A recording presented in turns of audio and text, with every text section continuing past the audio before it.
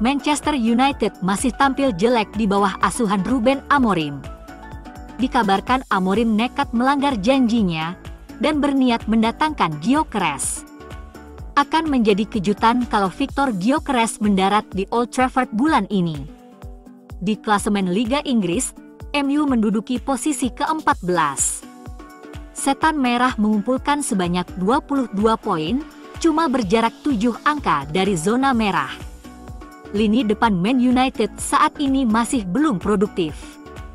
The Red Devils membukukan sebanyak 21 gol. Saat ini, Alejandro Garnacho menjadi pemain tersubur di MU. Dia sudah mengemas sebanyak 8 gol di semua ajang. Sementara itu, Rasmus Højlund baru mengoleksi 7 gol. Pemain depan baru MU, Joshua Zirkzee mencatatkan 4 gol. Selama menangani Sporting Lisbon, Amorim mempunyai sosok penyerang tajam, Gyökeres. Di musim lalu, dia mencetak 43 gol dalam 50 laga bersama Sporting. Sementara musim ini, Gyökeres sudah mengemas 27 gol dalam 27 penampilan di semua ajang. Sejak Amorim pindah ke MU, Gyökeres memang dikait-kaitkan dengan mau dibajak. Tapi, saat itu Amorim membantah akan membawa pemain Swedia itu. Ada satu ganjalan yang bisa membuat Gyökeres susah datang ke MU bulan Januari ini. Dia mempunyai nilai transfer 75 juta euro. MU sudah banyak belanja pada awal musim 2024-2025. Mereka sudah menghabiskan sekitar 180 juta pound sterling. Dengan nilai transfer Gyökeres yang tinggi, maka akan mengejutkan kalau MU bisa mendatangkan pemain berusia 26 tahun itu di bulan Januari ini.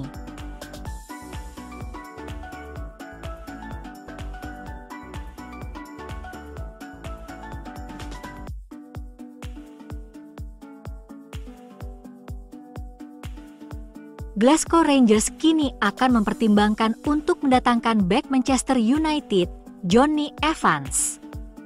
Pemain berusia 36 tahun itu telah tampil 42 kali sejak kembali ke Old Trafford tahun lalu, tetapi hampir tidak pernah tampil sejak Ruben Amorim mengambil alih bulan lalu.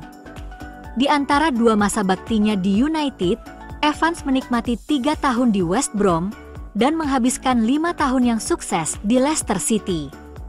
Rangers telah berjuang melawan cedera, bek-bek mereka tidak konsisten dengan cedera yang pernah mereka alami. Mereka membutuhkan beberapa pemain berpengalaman untuk menstabilkan permainan di lapangan dan di pusat pelatihan. Sesuatu harus berubah karena Rangers belum cukup baik.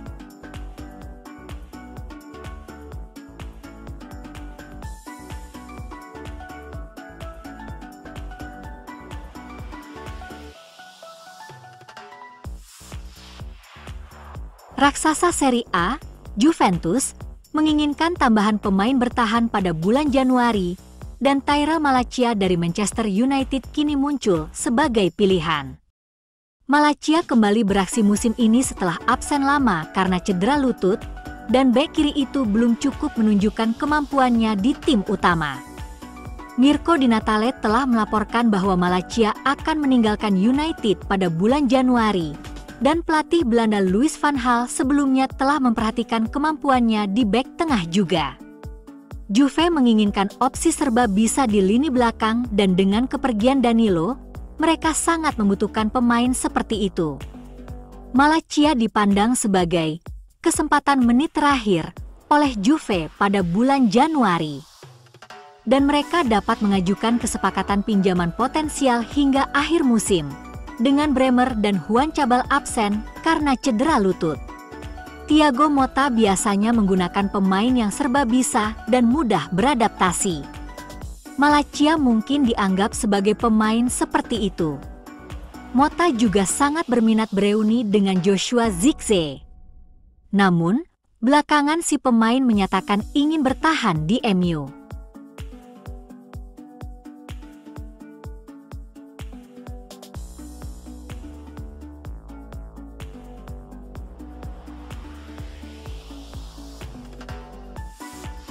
Glasgow Rangers kini akan mempertimbangkan untuk mendatangkan bek Manchester United, Jonny Evans. Pemain berusia 36 tahun itu telah tampil 42 kali sejak kembali ke Old Trafford tahun lalu, tetapi hampir tidak pernah tampil sejak Ruben Amorim mengambil alih bulan lalu. Di antara dua masa baktinya di United, Evans menikmati 3 tahun di West Brom dan menghabiskan 5 tahun yang sukses di Leicester City. Rangers telah berjuang melawan cedera, bek-bek mereka tidak konsisten dengan cedera yang pernah mereka alami. Mereka membutuhkan beberapa pemain berpengalaman untuk menstabilkan permainan di lapangan dan di pusat pelatihan. Sesuatu harus berubah karena Rangers belum cukup baik.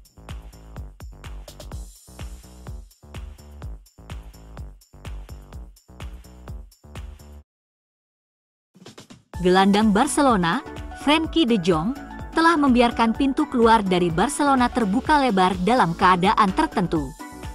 Gelandang asal Belanda itu akan habis kontraknya pada tahun 2026, tetapi tidak ada pembicaraan tentang masa depannya.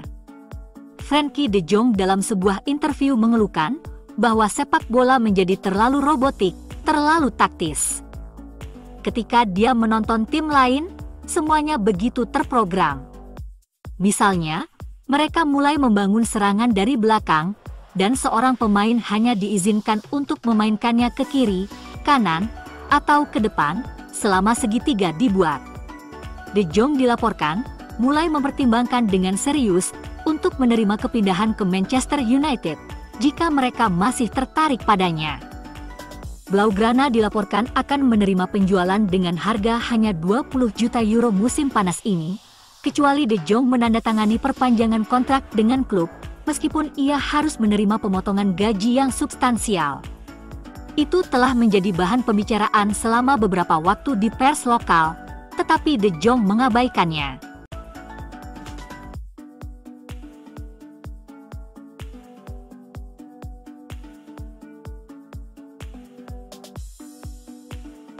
Seolah penderitaan tim arahan Ruben Amorim tak berakhir, ada kabar apabila Man United dapat kehilangan mega kontrak senilai 15 triliun rupiah, 900 juta pound sterling, dengan sponsor utama, Adidas, apabila degradasi ke Championship.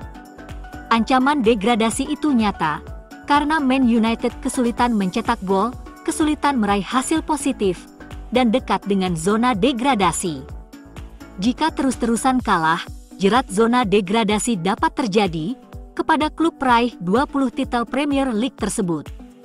Sebagaimana dilaporkan Telegraph, Adidas punya hak memutus kontrak 90 juta pound sterling per tahunnya jika Man United degradasi.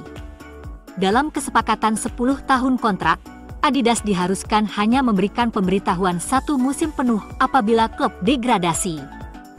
Opsi lainnya diyakini Adidas juga dapat mengurangi pembayaran selama 12 bulan, yang dapat membuat bayaran mereka ke Man United turun hingga 45 juta pound sterling karena degradasi. Degradasi juga akan berdampak banyak kepada finansial klub. Man United menerima 222 juta pound sterling pada penghasilan tahunan dari hak siar di musim 2023 hingga 2024, hampir 80% darinya datang dari Premier League.